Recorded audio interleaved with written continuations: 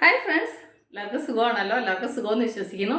ഇന്ന് ഞാൻ വന്നിരിക്കുന്നത് നമുക്കൊരു ബ്രേക്ക്ഫാസ്റ്റ് ആയാലോ. നമുക്ക് ഇന്ന് ഒരു ഹെൽത്തി ആയിട്ട് ഒരു അപ്പവും ചമ്മന്തി ഉണ്ടാക്കാം. എല്ലാവർക്കും അറിയായിരിക്കും, ഞാൻ അറിയാത്തവർക്ക് വേണ്ടിയിട്ട് ഷെയർ ചെയ്യുന്ന ഒരു വീഡിയോ ആയിട്ടോ ഇത്.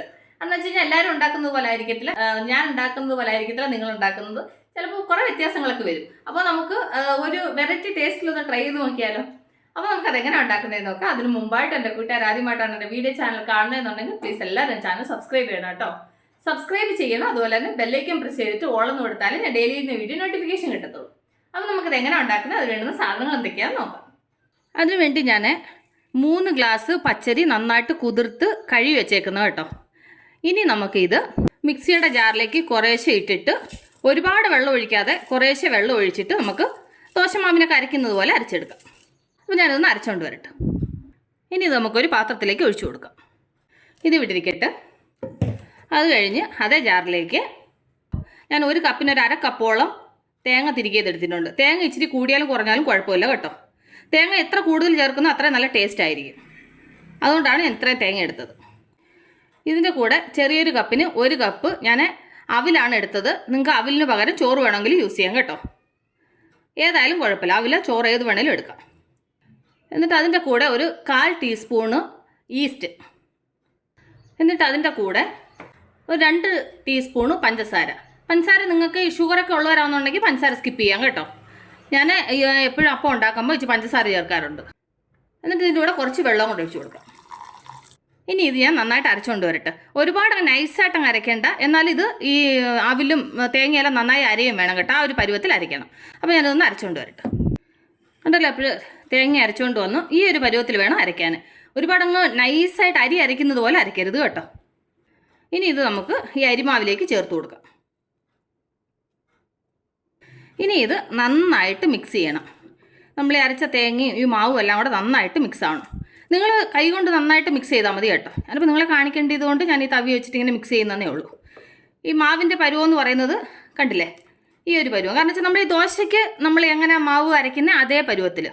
ഒരുപാട് വെള്ളം പോലെയൊന്നും ആവേണ്ട കാര്യമില്ല, ഒരുപാട് കട്ടിക്കും ആവരുത്. ആ ദോശമാവിൻ്റെ പരുവത്തിൽ അരച്ചാൽ മതി. പിന്നെ നിങ്ങൾ തേങ്ങ അരയ്ക്കുന്ന സമയത്ത് ഒരുപാട് നൈസായിട്ട് അരയ്ക്കരുതെന്നേ ഉള്ളൂ. അപ്പോൾ നമ്മുടെ മാവ് റെഡിയുണ്ട്. പിന്നെ ഞാനിപ്പോൾ ഉപ്പ് ചേർക്കുന്നില്ല. ഉപ്പ് നമ്മൾ ഉണ്ടാക്കുന്ന സമയത്ത് നമുക്ക് ഉപ്പ് ചേർത്തിട്ട് ഉണ്ടാക്കാം കേട്ടോ. ഇത് ഇനി ഒരു 4 മുതൽ ഒരു 6 മണിക്കൂർ വരെയൊക്കെ ഇരിക്കുമ്പോഴത്തേന് ഇത് നന്നായിട്ട് പുളിക്കും. നമ്മളിപ്പോൾ രാവിലെ ബ്രേക്ക്ഫാസ്റ്റ് ആക്കുന്നവർ തലേന്ന് രാത്രി അരച്ച് വെച്ചാൽ മതി കേട്ടോ. ഇനി ഇത് നമുക്ക് അടച്ച് വെച്ചിട്ട് മാവ് നന്നായിട്ടൊന്ന് പുളിക്കണം. അപ്പോൾ അത് കഴിഞ്ഞിട്ട് നമുക്ക് അപ്പം ഉണ്ടാക്കാം.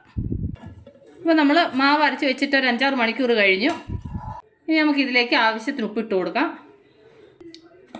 എന്നിട്ട് നന്നായിട്ട് മിക്സ് ചെയ്യുക. നിങ്ങൾക്ക് ഇത് അപ്പച്ചട്ടി ഉണ്ടെന്നുണ്ടെങ്കിൽ വേണമെന്നുണ്ടെങ്കിൽ നിങ്ങൾക്ക് അപ്പച്ചട്ടിയിൽ കോരി ഒഴിച്ചിട്ട് അപ്പം ഉണ്ടാക്കാം. ഞങ്ങളുടെ വീട്ടിൽ ഇവിടെ മോനാണെന്നുണ്ടെന്നുണ്ടെങ്കിൽ അപ്പച്ചട്ടിയിൽ അപ്പം ഉണ്ടാക്കുന്ന ഇഷ്ടമല്ല. അതുകൊണ്ട് ഞാൻ ദോശക്കല്ലിലാണ് എപ്പോഴും അപ്പം ഉണ്ടാക്കാറ്. അപ്പോൾ ഞാൻ പാൻ ചൂടാക്കാൻ വെച്ചിട്ടുണ്ട്.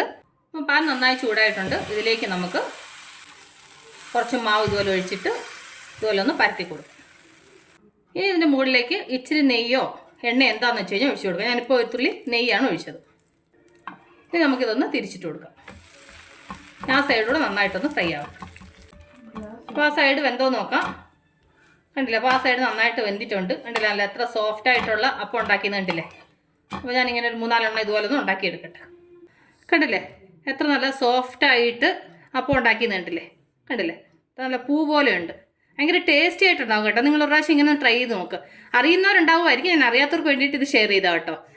അത് കഴിഞ്ഞ് അപ്പത്തിന് നല്ലൊരു കോമ്പിനേഷൻ ഒരു ചട്നി ഉണ്ടാക്കാം. അതിനുവേണ്ടി ഒരു മിക്സിയുടെ ജാർ എടുത്തു. ഇതിലേക്ക് കുറച്ച് തേങ്ങ, നിങ്ങൾക്ക് ചട്നി എത്ര വേണോ അതിനനുസരിച്ചിട്ട് തേങ്ങ എടുക്കാം കേട്ടോ. ഞാനിപ്പോൾ ഇത്രയും തേങ്ങ എടുത്തിട്ടുണ്ട്.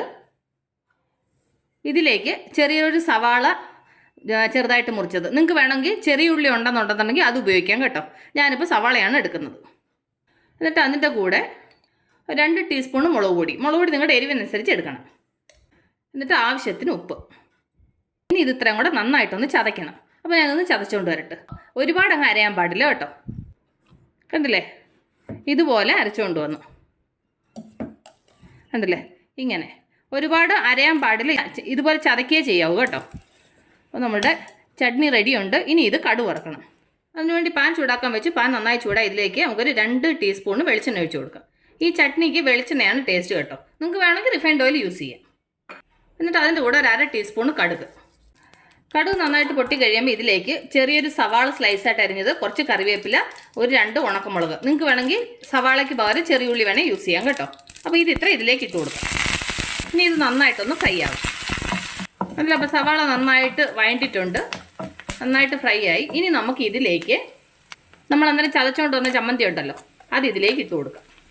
ഇനി ഈ ഉള്ളിയും നമ്മൾ ഈ ചേർത്ത ചമ്മന്തിയും കൂടെ നന്നായിട്ട് മിക്സായി ഒരു 2 മിനിറ്റ് ഒന്ന് ഫ്രൈ ചെയ്യണം. ഈ ചമ്മന്തിയുടെ വെള്ളമായി ഒന്ന് പോകണം. ഒരുപാട് അങ്ങ് ഡ്രൈ ആവണ്ട കേട്ടോ. ഒരുപാട് ഡ്രൈ ആയിട്ടിരുന്ന് കഴിഞ്ഞാൽ ചമ്മന്തി കൊള്ളത്തില്ല. നിങ്ങൾ ചമ്മന്തി അരയ്ക്കുന്ന സമയത്ത് ഉപ്പ് നോക്കി വേണം ചമ്മന്തി അരയ്ക്കാം കേട്ടോ. അപ്പോൾ എനിക്കിത് ചമ്മന്തിക്ക് ഞാൻ ഉപ്പ് നോക്കിയായിരുന്നു, ഉപ്പ് കറക്റ്റായിട്ടുണ്ട്. ഇത് അപ്പത്തിന് നല്ലൊരു കോമ്പിനേഷൻ ചട്നി. എനിക്കൊന്ന് എല്ലാവർക്കും അറിയാൻ തോന്നും, ഞാൻ അറിയാത്തവർക്ക് വേണ്ടിയിട്ട് ഷെയർ ചെയ്തതാണ് കേട്ടോ. സ്റ്റൗ ഓഫ് ചെയ്യാം. നമ്മുടെ ചമ്മന്തി റെഡി ആയിട്ടുണ്ട്. അപ്പം കണ്ടില്ലേ എത്ര ടേസ്റ്റി ആയിട്ട് സൂപ്പറായിട്ട് ഒരു അപ്പം ഉണ്ടാക്കിയെന്നുണ്ടല്ലേ. അതിൻ്റെ കൂടെ തന്നെ നമ്മളൊരു തേങ്ങ ചമ്മന്തി കൊണ്ടുണ്ടാക്കി. ഇതിന് നല്ല കോമ്പിനേഷനാണ് കേട്ടോ. എന്താ പറയുന്നത്, ഈ അപ്പവും ഈ ചമ്മന്തിയും കൂടെ നല്ലൊരു കോമ്പിനേഷനാണ്. കണ്ടല്ലേ, നല്ല ടേസ്റ്റി ആയിട്ടുള്ള അപ്പവും ചമ്മന്തി റെഡിയുണ്ട്. അപ്പോൾ എൻ്റെ കൂട്ടുകാർക്ക് ഞാൻ നിങ്ങളുമായിട്ട് ഷെയർ ചെയ്ത ഈ ബ്രേക്ക്ഫാസ്റ്റ് റെസിപ്പി നിങ്ങൾക്ക് എല്ലാവർക്കും ഇഷ്ടപ്പെട്ടാണെന്ന് വിശ്വസിക്കുന്നു. നിങ്ങളെല്ലാവരും ട്രൈ ചെയ്യണം കേട്ടോ. നിങ്ങളെല്ലാവരും ട്രൈ ചെയ്ത് നിങ്ങൾക്ക് ഇഷ്ടപ്പെട്ടാൽ നിങ്ങളുടെ ഫ്രണ്ട്സിന് ഷെയർ ചെയ്യുക, ലൈക്ക് ചെയ്യുക, വാല്യുബിൾ കമൻറ്റ്സ് ഇടുക. അപ്പോൾ നാളെ നമ്മൾ രുചികരമായ പുതിയ വീഡിയോയും പുതിയ റെസിപ്പിയുമായിട്ട് നാളെ നമ്മൾ വീണ്ടും കാണും വരെ ടേക്ക് കെയർ, ബൈ.